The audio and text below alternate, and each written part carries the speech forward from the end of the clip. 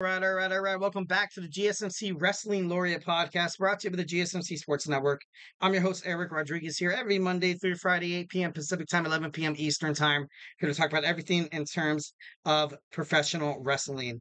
So, just kind of reflect on what we talked about real quick. We talked about our WWE SmackDown review. We talked about some of the things other than what built up to WWE Bash at Berlin, because SmackDown technically only had one match.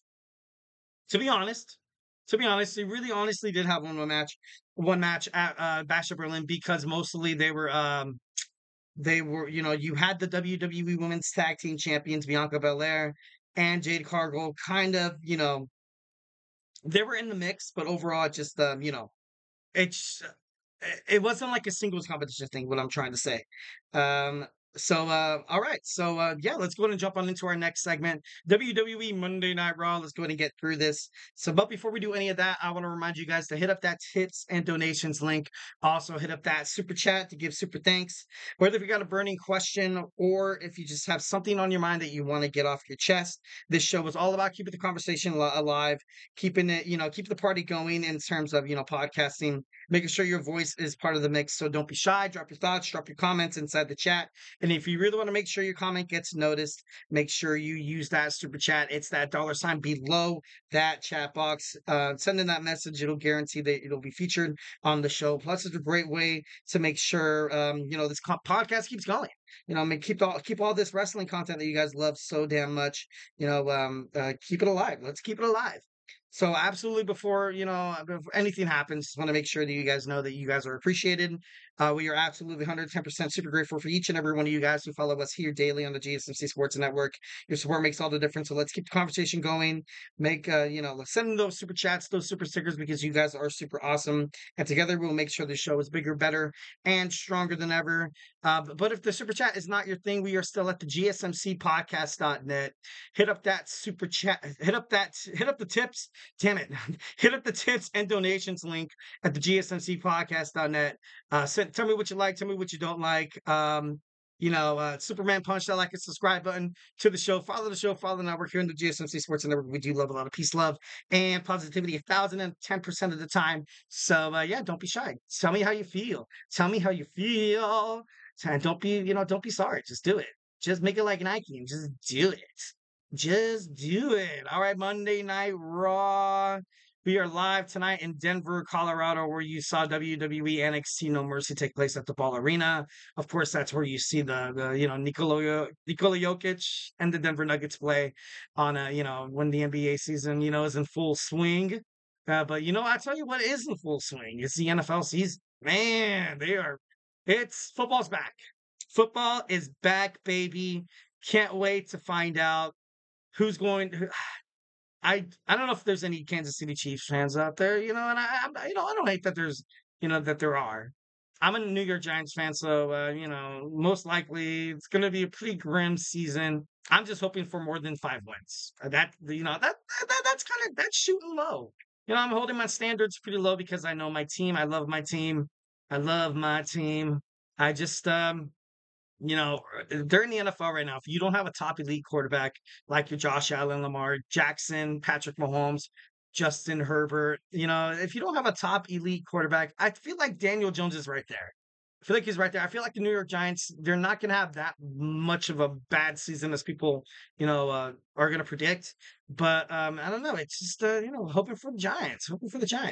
But we are not a football talking podcast. If you want to watch football or hear about football, hit up the GSMC Football Podcast with my boy Kenneth, that Chip Shop Football Podcast with my boy Manny. You get all your cool, NFL factoids, leading into the NFL season. So make sure, if you have if your team that you love so much, make sure that's the podcast you love so much, because you get all the breaking news, all the major headlines in terms of the NFL. All right, so Monday Night Raw, the Alpha Academy is taking on the American Made. This is a mixed 3-on-3 tag team match. It's to the point, I don't know why these guys are still kind of going at it.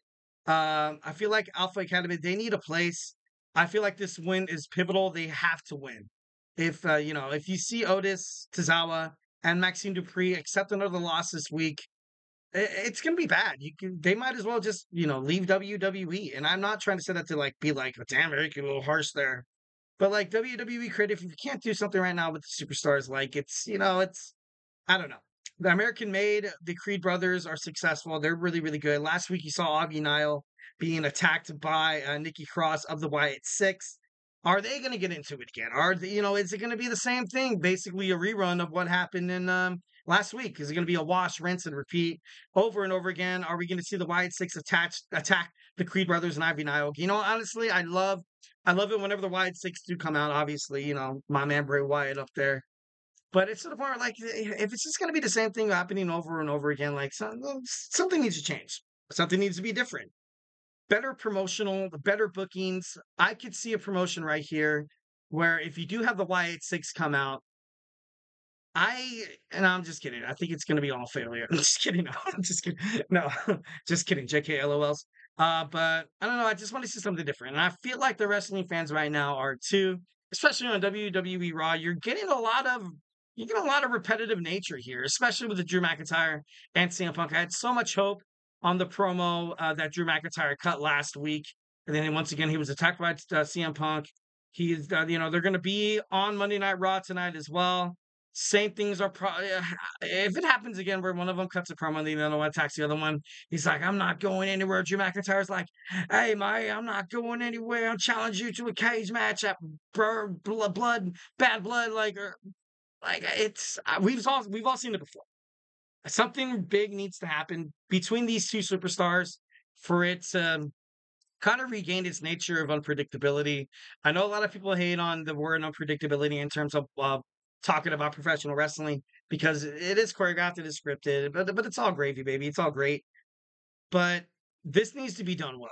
And so far, it has a lot of loose ends to it right now. I feel like WWE under the Triple H Paul Levesque era, I feel like right now, they're kind of getting, as a wrestling fan, and this is how I feel personally myself, is you're getting, stimuli from every other place, from all these other storylines that you're kind of grabbing that they kind of feel like, they're like, hey, like, let's have this thing, between Drew McIntyre and CM Punk. And if something doesn't quite go as planned or it doesn't, edge people the way that they, want it to be, then it's okay. Like it's okay. We can just run it for a couple of weeks. But if this thing does last more than more past Survivor Series, CM Punk debuted in WWE last year in Survivor Series, and it's just I don't want to just see the same other. I don't want to see the same nature. I just want to be surprised. And so far, with the strap match thing, not really impressed. Not really impressed, but we'll get more into it when we talk about Bash at Berlin. So yeah, we have the Alpha Academy taking on American Made. Next, we have a number one contenders match for the WWE Women's Tag Team titles. We have Damage Control going up against the Unholy Union, and Damage Control better win. Yeah, uh, I don't really want to see another rematch between these girls. I'm done. They've been on Monday. They've been on WWE Friday Night SmackDown in 3-on-3 matches with Naomi and Blair Davenport, and they fought each other twice. And it's just I don't know. But that's just my opinion. I'm not saying these girls aren't talented. I'm not saying it's going to be a giant snooze fest if you see the Unholy Union, Alba Fire and Isla Dawn get another chance at the WWE World Tag Team Championships. But Damage Control, they're former tag team champions as well, so they can hold those championships with dignity. Right now, they're kind of on the cusp of being kind of like a babyface, but you do have, Zoe Stark and Shayna Baszler and Sonya Deville, who, kind of luring in the back a little bit there. What is it? Pure Fusion Collective. Got to be honest, don't love the name that much. Maybe I'll grow accustomed to it, But if they find themselves into interfering in tonight's match, I don't know. It's just I don't want it to be like a giant crap show. You know what I mean? Like the WWE Women's Division right now. I feel like it's there. It's not like WWE NXT. I feel like WWE NXT's women's division is probably the best in professional wrestling like standards right now. But right now on Raw especially right now, your champion Liv Morgan can't even defend her title, man. Like it's crazy. And in my opinion, I just don't think she's that good. And like I said, I'm not a huge Liv Morgan hater. I do like Liv Morgan in some sort of spots. I like her. I honestly love Liv Morgan more as a chaser than a champion. I feel like once she kind of gets on a roll to kind of try to fight for the championship, I feel like it's better. Her story, this whole storyline with Dirty Dom, you're kind of seeing right now. Another thing on Monday Night Raw that I'm going to talk about. Actually, what I'm not going to talk about is the Judgment Day. The Judgment Day has lost its spark.